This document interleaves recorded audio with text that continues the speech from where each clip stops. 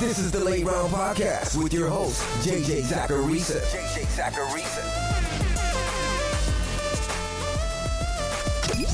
What's up, everyone? It's JJ Zacharisa, the editor-in-chief at FanDuel and at NumberFire.com, and this is episode 295 of the Late Round Podcast, one of many shows that are part of the FanDuel Podcast Network. Thanks for tuning in. I feel like I'd have to quit my job if I did this show last week without mentioning Will Fuller. Anytime a flex-type player goes off like that, I really hope that I was on that player for the show. And fortunately, that was the case last week. Let's hope that things continue that way in week 6. Before getting to players who I'm higher and lower on versus the consensus this week, though, I want to remind you guys about FanDuel's World Fantasy Football Championship. FanDuel's pulling out all the stops for this year's WFFC. From now till December 1st, you can enter a number of different qualifiers at different prize points to earn your seat at the $2.5 million live final in Puerto Rico or the $3.5 million online championship. For more info on the WFFC, visit FanDuel.com/WFFC or download the app today. Eligibility restrictions apply. Let's kick things off with this week's 15 transactions poster boy, and that's Kyler Murray. I love Murray this week. There are very few quarterbacks that I would play ahead of Kyler Murray. I mentioned a lot of this earlier this week, but Kyler Murray is one of 3 quarterbacks this year with 16 or more fantasy points in each game. And he's doing that with a 2% touchdown rate. That's the lowest in the league outside of Luke Falk and the Miami quarterbacks.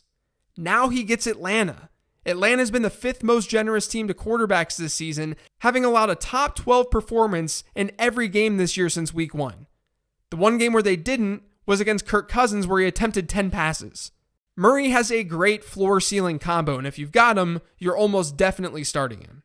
Speaking of Kirk Cousins, though, I don't actually mind him this week either. Everyone knows that Minnesota likes to run the ball. Only San Francisco has a lower pass-to-rush attempt ratio this season. Minnesota's throwing it on 45% of their plays when excluding sacks. That number jumps to 55.9% though in neutral game scripts. And while it's still more of a run-heavy number than the average, it's not by much. Now I bring this up because they're at home this week facing Philadelphia with just a 3-point spread on FanDuel Sportsbook. This could be a close game. And in the 2 games where Minnesota trailed this year and lost, Cousins hit the 30 attempt mark. And the matchup against Philadelphia is one where it would make sense to throw. They rank 11th in points allowed to the quarterback position, and they're about average in net yards per attempt allowed. Meanwhile, no team has allowed fewer rushing yards than the Philadelphia Eagles. So I don't mind Cousins as a streamer this week since he's out there. He was earlier in the week on 75% of ESPN.com waiver wires. Kyle Allen's another streamer that you could look at this week as well. Tampa Bay has been really bad over the last few weeks, allowing 3 top 8 performances to the quarterback position. 2 of those were top 5 ones to Teddy Bridgewater and Daniel Jones. This game has a decent enough over-under of 47 points, and the spread is just a couple of points on FanDuel Sportsbook, so things should be close. Allen's risky given who he is, but this isn't a bad spot for him. Now, I talked about liking Cousins this week, and I think in that same game, the consensus is overrating Carson Wentz a bit. Minnesota's defense is good, and the Eagles are on the road in this contest. So far this season, Matt Ryan's ranked 14th in weekly scoring against the Vikings, Rodgers QB 19, Derek Carr QB 20, Chase Daniel QB 20, and Daniel Jones QB 21. Now they haven't faced a lot of great options as you just heard, but they held both Rodgers and Matt Ryan to below average days. They're 4th best in yards per attempt allowed, and this game itself doesn't have that high of an over-under. So while I do think that Wentz is fine as a QB2 type play, I worry about his top 10 upside. And the same could be said about Phillip Rivers, who's currently ranked as QB 13, so just outside of that QB1 range. I do think the Chargers will find a nice matchup with Keenan Allen in the slot to take advantage of against Pittsburgh. That's what we saw last year. And the Steelers are still the worst team in football at defending the slot. But even still, the Steelers' defense hasn't exactly been the main issue for that team this year. They added Minkah Fitzpatrick in Week 3 against San Francisco, and since then, they've held Jimmy G, Andy Dalton, and Lamar Jackson to just 8 fantasy points per game. This game's on the road for the Steelers, so we shouldn't expect the world from the defense. But we probably shouldn't just assume it's a cakewalk of a matchup for Phillip Rivers. Rivers should be fine enough. I just don't think that he's fringe QB1 good this week. Kenyan Drake has essentially seen his usage increase each and every week. In week 1, he had a 40% running back rushing share and a 9.4% target share. Week 2, both of those numbers increased by about 6%. Week 3, the target share remained about the same, but the rushing share jumped to 60%.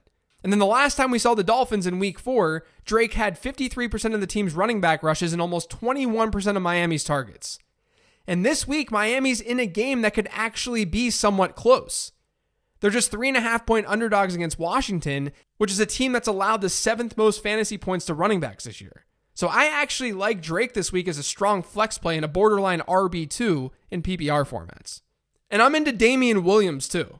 In week 5, we saw Williams back from injury and steal 90% of Kansas City's running back rushes while also grabbing a 10.5% target share. Those are great numbers for a Kansas City offense.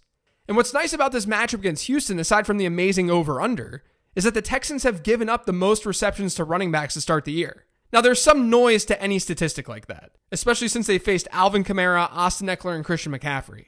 But some of those players also exceeded expectation from a reception standpoint. And it's not just game script related either, because running backs have accounted for 23.1% of the receiving yards against Houston. So we're looking at a ratio here and not just a raw number.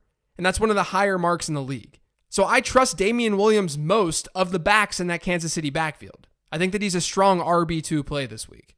I like Carlos Hyde in that same game as well. The Chiefs have allowed the most rushing yards to running backs this year, and Hyde has seen a significantly higher rushing share versus Duke Johnson in every game since week 1. Like we're talking over a 70-30 split with early down work. The receiving upside isn't as strong, but the matchup and the high scoring affair make Hyde a reasonable option this week at a rough position. And then there's Adrian Peterson. We're not going to see Washington as favorites very often this year, and Peterson is a lot more attractive of an option in a neutral or positive game script versus a negative one, because we know he won't be involved much in the passing game. And then there's also Bill Callahan, their new head coach. He said this week that he wants to run the football more. Now forget game script and how that can dictate things. That's what Callahan said. So it's a little narrative driven, but we could see a lot of volume for Peterson this weekend, making him a decent flex play. And it's a plus matchup. Now on the flip side, let's talk about Phillip Lindsay. You're not benching Phillip Lindsay. Please don't take this advice the wrong way. But as I alluded to on the 15 Transactions show this week, Lindsay's not really overperforming in the touchdown column per se, but Royce Freeman is underperforming. Lindsay is for sure the superior option, but their rushing share and target share numbers aren't drastically far apart. That makes me nervous about Lindsay in a game against Tennessee, because this game could be low scoring, and Tennessee's been pretty good against running backs this year.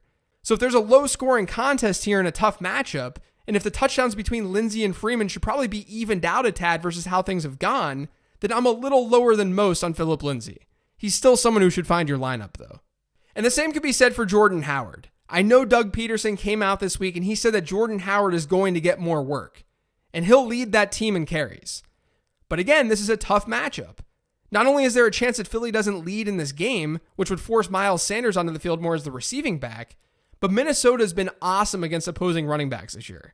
Outside of that week 2 game against Green Bay where they were on the road and they lost, no running back has ranked higher than RB35 against the Vikings.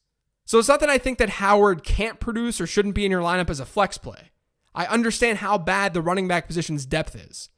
It's just that this is a bad spot for Jordan Howard.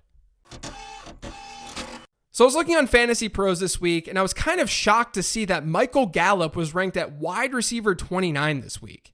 Like, what does Michael Gallup have to do? He's leading the NFL in receiving yards per game, and he's seen at least 22% of Dallas's targets in every game that he's played this year. He's ranked as wide receiver 15, 35, and 11 in his 3 games this season. And now he gets a plus matchup against the Jets defense that's allowed the second most fantasy points to wide receivers to start the year. So it seems like a no-brainer to me that he's undervalued this week. Now, I talked about Kirk Cousins earlier, and I think that this could be a Stephon Diggs week, finally. Philadelphia's secondary is beatable, as I already talked about, and the Eagles have been decent against slot receivers this year. They've actually been targeted against the slot at the lowest rate in the league, and Adam Thielen's played more than double the number of snaps from that area of the field this year than Stephon Diggs has. So I like both players this week. I like both Adam Thielen and Stephon Diggs, but I do think that Diggs could bounce back. One player that I'm really into is Mohamed Sanu. He's been low-key decent this year, and I don't think the rest of the fantasy football world has really caught up. He's now ranked 30th, 12th, and 18th over the last 3 weeks in weekly wide receiver scoring, and he's now playing in one of the best games for fantasy purposes on this slate against Arizona. And the Cardinals have been awful against the slot this year. That's where Sanu has played 86% of his snaps. Now, tight ends have taken advantage of that matchup against Arizona, but we also saw Tyler Boyd go nuts last week against them, and even Danny Amendola back in week 1. But only Pittsburgh has seen a higher percentage of their targets against them go to the slot. That makes Mohamed Sanu a really nice value play this week. And speaking of slot receivers, D.D. Westbrook is in an interesting spot this week as well against New Orleans. That game could be kind of ugly, admittedly. But the Saints have been pretty generous to wide receivers this year, with 70% of the receiving yards that they've allowed going to that position. That's one of the highest rates in football. And they've struggled against the slot. They've given up 5 touchdowns and over 640 yards to players lined up in the slot. And again, those are some of the highest numbers in the league. Westbrook's seen his target share jump over the last 3 weeks, and I think he's a decent wide receiver 3 in PPR formats as a result. And lastly, if you want an even deeper play, how about Preston Williams? You've got an advantageous matchup against Washington, and over Williams' last 2 games, he's had a 29% target share in Miami's offense. Those just happen to be games where Josh Rosen has been starting. So I like Williams as a deep option this week. And I really only have one player who I'm definitely lower on the consensus at wide receiver, and it's again, Juju Smith-Schuster. Now, I know, I mentioned Juju last week, and he ended up being a wide receiver 15 against Baltimore. But he also still didn't see an uber elite target share in that offense at 23%. And now he's got a third-string quarterback throwing him the rock.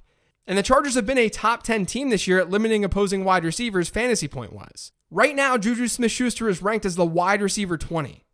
But I think he's more of a wide receiver 3, maybe a higher end one.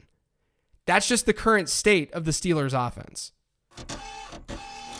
Greg Olsen laid an egg in week 5, but week 6 offers a good chance for a bounce back. Now, I don't love that Olsen's only seen 12% and 6% of Carolina's targets over the past 2 weeks, but the Buccaneers have allowed the second most fantasy points to tight ends to start the year. So it's the right matchup for a bounce back game. There really aren't obvious streamers this week, though. You could go with Gerald Everett, who has 19 targets over his last 2 games, and Noah Fant might be in play as well. Tennessee's allowed the 4th most points to the tight end position, and Fant has run the 10th most routes at that position this year.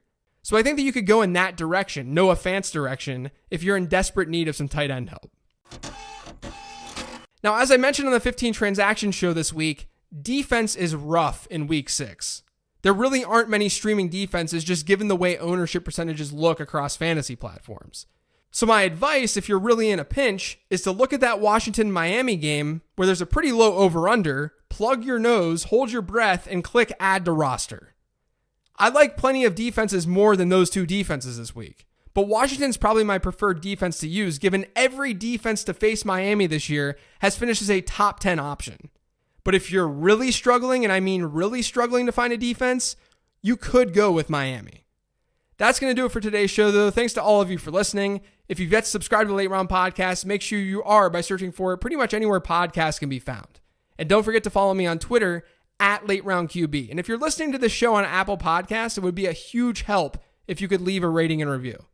Thanks for listening, everyone. I'll be back in your ears tomorrow with the weekly Mailbag Show.